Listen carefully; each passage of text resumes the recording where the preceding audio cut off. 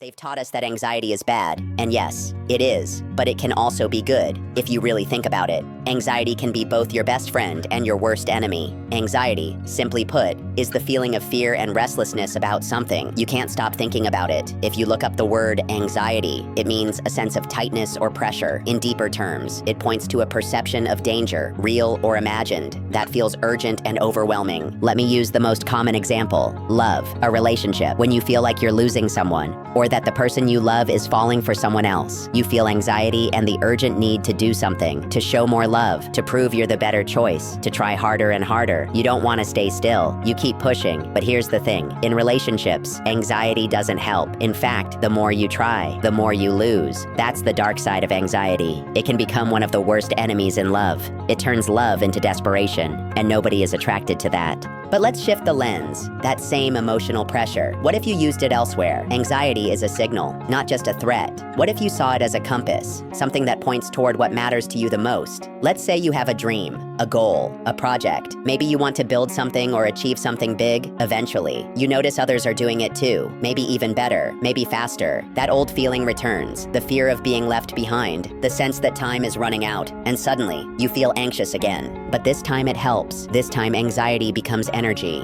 It pushes you to take action. You stop overthinking and start doing. You move. Because here's the philosophical twist. The same anxiety that paralyzes you in love can awaken you in purpose. And here's a curious fact. Some of the most successful people in history reported feeling constant anxiety. Not because they were weak, but because they deeply cared. That tension between fear and ambition gave birth to movement, to change, to greatness. So maybe anxiety isn't just something to suppress. Maybe it's something to understand. Your job isn't to eliminate it. It's to learn when to let it speak and when to silence it. Anxiety is neither good nor bad by itself. It's a force, and all forces can be destructive or powerful, depending on how you use them. You just have to know when it's your enemy and when it's your fuel.